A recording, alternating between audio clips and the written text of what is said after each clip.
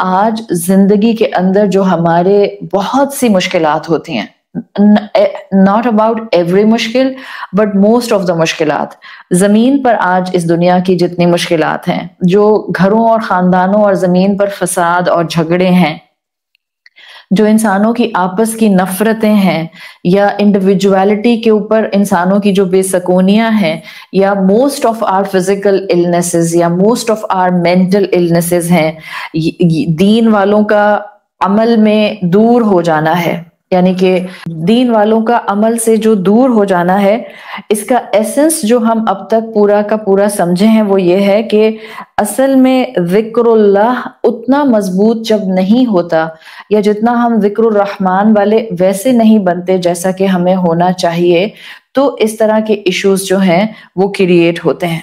جتنا ہم اس کے قریب آئیں گے اللہ کے کلام کے، اتنا انشاءاللہ ہماری زندگیوں میں سکون شامل ہونا شروع ہو جائے گا۔ یہ پریکٹیکل ڈیمونسٹریشن ہمیں ملتی ہے۔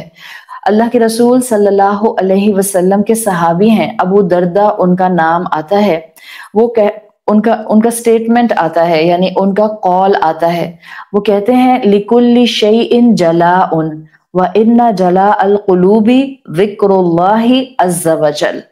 وہ کہتے ہیں ہر شے کے لیے، جلا عربی زبان میں کلیرٹی کو بھی کہتے ہیں، اور جلاءن عربی زبان میں کسی چیز کے بلند رتبے کو بھی کہتے ہیں، اور you can say climax of some thing. تو ابو دردہ رضی اللہ عنہ کہتے ہیں لِكُلِّ شَيْءٍ جَلَاءٌ، ہر شے کے لیے ایک کلائمیکس ہوتا ہے، ہر شے کے لیے ایک کلیرٹی ہوتی ہے، ہر شے کا ایک رتبہ ہوتا ہے جو اس کو ہائیسٹ سٹیچر دیتا ہے۔ وَإِنَّ جَلَاءَ الْقُلُوبِ، آپ کے اور میرے دل کا کلائمیکس، آپ کے اور میرے دل کا بلند رتبے والا، بلند مقام کا ہو جانا کیا ہے؟ ذکر اللہ عز وجل، کہ میرے دل میں اللہ کا ذکر کوٹ کوٹ کر بھر جائے۔ This vessel must be filled with اللہ کا ذکر، یعنی کہ قرآن کی انڈرسٹینڈنگ، قرآن کی محبت، اللہ کی محبت۔ اور یہ اللہ کا ذکر جتنا دل میں آتا جاتا ہے، آپ کی شخصیت کو یہ قوت دیتا جاتا ہے۔ اللہ کا ذکر ہی ہوگا جس کے قریب ہونا انسان کو دنیا اور آخرت میں فائدہ دے گا، اور اللہ کا ذکر ہی ہوگا جس سے دور ہونا انسان کے لیے دنیا اور آخرت کی تباہی بن جائے گا۔ یعنی آپ اور میں قرآن سے دور ہونا افورڈ نہیں کر سکتے، اس میں کانسٹنٹ ہمارا لاس ہے۔ رسول اللہ صلی اللہ علیہ وسلم کی حدیث ہم نے کئی مرتبہ سنی ہے، اس کو محسوس کریں۔ حدیثیں آتی ہیں، سنتے ہیں، قرآن ہمیں آتا ہے، قرآن ہم کئی دفعہ سنتے ہیں، بعض اوقات ہم قرآن خود پڑھا رہے ہوتے ہیں، لیکن وہ محسوس ہم ویسے نہیں کر پا رہے ہوتے۔ تو اب اس رمضان آپ نے اللہ سے خوب دعا مانگنی ہے کہ اللہ مجھے اس علم کو محسوس کرنے والا بنا دے۔ رسول اللہ صلی اللہ علیہ وسلم کی حدیث میں آتا ہے وَالْقُرْآنُ حُجَّةٌ لَكَ أَوْ عَلَيْكَ، یہ قرآن یا تو قیامت کے دن تمہارے حق میں وٹنس ہوگا یا یہ تمہارے اگینسٹ گواہی دے گا۔ وہ دن سوچے، تھوڑا سا ویژولائز کیا کریں، وہ دن جو کہ ڈیسپریشن کا دن ہوگا، جس دن انسانوں کی ڈیسپریشن کا حال یہ ہوگا کہ بس ان کو کہیں سے کوئی نیکی مل جائے کہ وہ اپنے آپ کو سزاؤں سے، جہنم سے، آگ سے، حساب کتاب سے بچا سکیں۔ ایسے میں اپنی ہی نیکیاں جو کہ ہم دنیا میں بظاہر نیکیاں کر کے گئے ہوں گے، جو ہمیں بظاہر اپنا کریڈٹ لگ رہی ہوں گی، اگر وہی نیکیاں ہمارے اگینسٹ ہو جائیں گی تو سوچیں کتنا بڑا لاس ہے۔ اللہ کے رسول صلی اللہ علیہ وسلم نے کہا وَالْقُرْآنُ حُجَّةٌ لَكَ أَوْ عَلَيْكَ، یہ قرآن یا تو تمہاری فیور میں بولے گا روز محشر، یا یہ تمہارے اگینسٹ بولے گا۔ وہ انسان، میں یہ سمجھوں کہ میں نے پورا اپنا زندگی کا پیٹرن قرآن کے ساتھ اٹیچ کر دیا، اور اس دن اللہ نہ کرے یہ قرآن میرے خلاف گواہی دے، اس سے بڑا نقصان اور لاس ہو نہیں سکتا۔ سو میٹر از ریئلی سیریس، اور اس کو ہمیں زندگی میں سیریسلی ہی لینا ہوگا۔ جتنا ہم نے قرآن کو سیریسلی لیا اتنا آپ کی زندگی میں نکھار آنا شروع ہو جائے گا۔ And who is not willing to get this نکھار in the life؟ کوئی بھی ایسا نہیں ہے جو نہیں چاہتا ہوگا۔ سورۃ طٰہٰ کے اندر بھی ایک آیت آتی ہے جس میں انسان پڑھتا ہے نا تو انسان کو تھوڑی سی بھی ڈیفلیکشن اگر آتی ہو تو اپنی زندگی کی تصویر بالکل ایک نیکڈ فارم میں نظر آ جاتی ہے. سورہ طٰہٰ کی آیت نمبر 124 میں اللہ نے یہی پکچر پورٹرے کی ہے کہ اگر تم اللہ کے ذکر سے منہ موڑو گے، نہ تم دنیا کے رہو گے نہ تم آخرت کے رہو گے.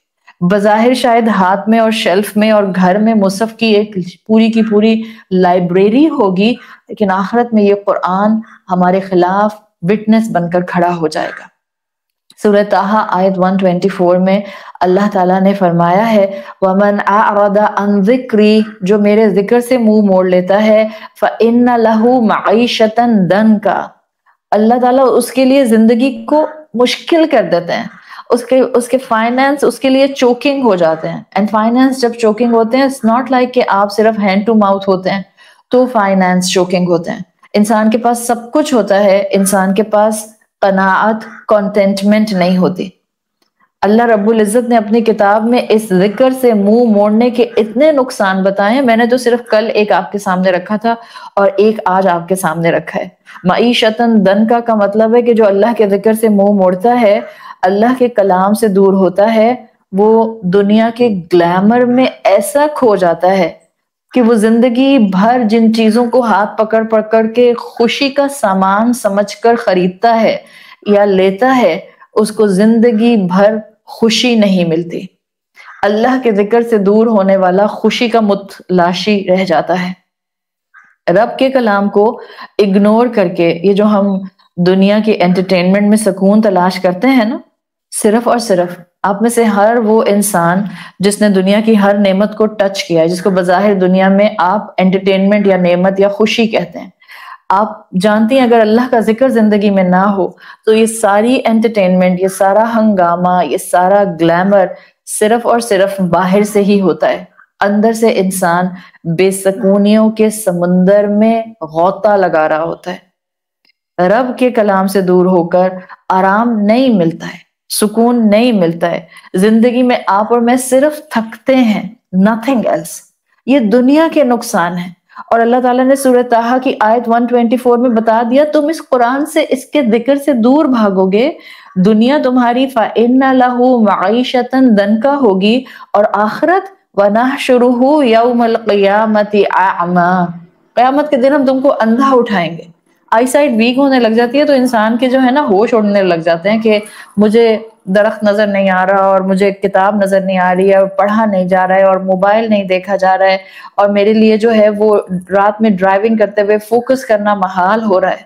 صرف اور صرف اگر آئی سائٹ تھوڑی سی آپ کی 5/5 یا 6/6 سے 0.25 بھی نیچے جاتی ہے، آپ کو گھبراہٹ شروع ہو جاتی ہے بیکاز آپ چیزوں کو فوکس میں دیکھ نہیں پا رہے ہوتے. اللہ نے کہا جو میرے ذکر سے منہ موڑتا ہے دنیا تو تنگ کرتا ہی کرتا ہوں، وَنَحْشُرُهُ يَوْمَ الْقِيَامَةِ أَعْمَى، میں اس کو قیامت کے دن اندھا اٹھاؤں گا. اللہ رب العزت نے اتنا کچھ دیا تھا اس دنیا کے اندر، ویسا قرآن کو نہیں تھاما جیسا کہ تھامنے کا حق تھا. ہاں مسلمان تھے، ہاں کلمہ گو تھے، ہاں اللہ کے رسول صلی اللہ علیہ وسلم سے سال میں ایک مرتبہ دعویٰ کرتے تھے محبت کا، لیکن ویسا نہیں تھاما جیسا کہ تھامنا چاہیے تھا. تو اللہ قیامت کے دن اندھا اٹھائے گا، کچھ نظر نہیں آئے گا، کوئی حالت انسان کی نہیں ہوگی. اور مزید یہ کہ قرآن اس شخص کے خلاف گواہی دے، کیا بچت ہے، کیا ہمارے پاس اس دن پھر بچنے کا سامان ہوگا اگر یہ سناریو ہوگا. تو پلیز یہ رمضان ہے، اپنے آپ کو بتائیں، اپنے بچوں کو بتائیں، دعائیں کریں اپنے آس پاس کے لوگوں کے لیے، کثرت سے دعائیں کریں. ہم سب کو بتا نہیں سکتے، ہم سب کو قرآن کی کلاسز میں لا کر بٹھا نہیں سکتے، دعا تو کر سکتے ہیں نا. اور رمضان کی دعائیں قبول ہوتے ہیں، بہترین طریقے سے رمضان کی دعائیں قبول ہوتے ہیں. تو خوب دعائیں کیجیے ان لوگوں کے لیے جو قرآن سے دور ہیں، جو اللہ کے ذکر سے دور ہیں، اور اپنے لیے بھی دعا کیجیے. 4 دن کی خوشی، 4 دن کا انٹرٹینمنٹ، 4 دن کا انجوائمنٹ اس دنیا کا، 4 دن کا glamour, lights, glitz has no match with نور علی نور. قرآن پکار رہا ہے نور علی نور کی طرف. قرآن اتنی پیاری تفسیر عبداللہ ابن عباس رضی اللہ عنہ نے اس فریز کی ہے جو قرآن میں آتا ہے نور علی نور.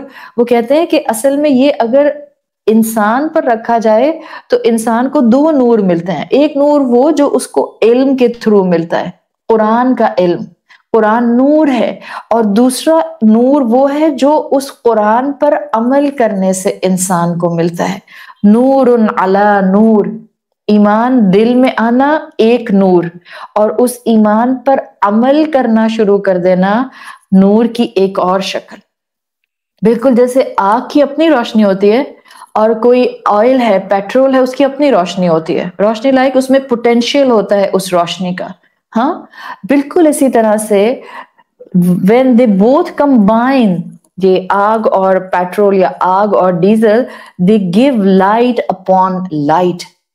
آگ کی اپنی روشنی تھی، آپ نے اس میں پیٹرول ڈال دیا تو جو پیٹرول کا پوٹینشیل فائر تھا اس نے اس آگ کو نور علی نور بنا دیا. مسلمان عمل کی طرف آتا ہے، اس کی شخصیت کا نور آسمانوں پر فرشتے دیکھتے ہیں.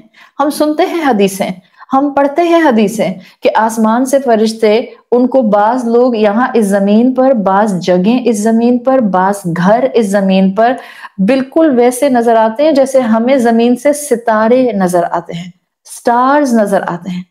اور جو فرشتے جگمگاتے ہوئے انسانوں کو سٹارز کی طرح یا گھروں کو سٹارز کی طرح دیکھتے ہیں، یہ وہ گھر اور انسان ہوتے ہیں جن کے قلب میں اللہ کے ذکر کا علم اور جن کے عمل میں اس علم کا کانسٹنٹ ریفلیکشن موجود ہوتا ہے. Your عمل should be inspired by a revelation. اللہ سے دعا مانگیں، اللہ جو کمی ہے اس کو دور کر دے. آپ جانتے ہیں کہ میں کہاں کھڑی ہوں، اللہ مجھے علم اور عمل کا کمبو دے دے. اللہ میرا جو ایمان کا لیول ہے دل کے اندر، وہ میری زبان اور کردار کے اندر ضرور ریفلیکٹ کرے. ایسا ہو نہیں سکتا، کلاسیکل اسکالرز کہتے ہیں کہ زبان ایمان کا نور پھیلا رہے کی کوشش کر رہی ہو اور عمل میں گناہوں کے اندھیرے ہو. وہ کہتے ہیں اس طرح کی کمبینیشن کے اندر زبان میں اثر آتا نہیں، کہنے والے کی بات میں لوگوں کے لیے ویٹیج آتا نہیں. انسان جب ان دونوں کے کمبینیشن کو لے کر چلتا ہے تو ذکر اللہ کو بھی تھامتا ہے اور اپنے دل و دماغ کو اس کے عمل سے روشن کرتا ہے. تو اللہ سے دعا مانگیں کہ اس رمضان میری سوچ، میری محبت، میرے عمل کا محور ذکر اللہ بن جائے، قرآن بن جائے. کرنا کیا ہے؟ وہی جو الحمدللہ ہم کر رہے ہیں. سے شاعر نے کہا ہے نا، قرآن دل و دماغ کھول دیتا ہے لیکن اس کے لیے قرآن کھولنا ضروری ہے.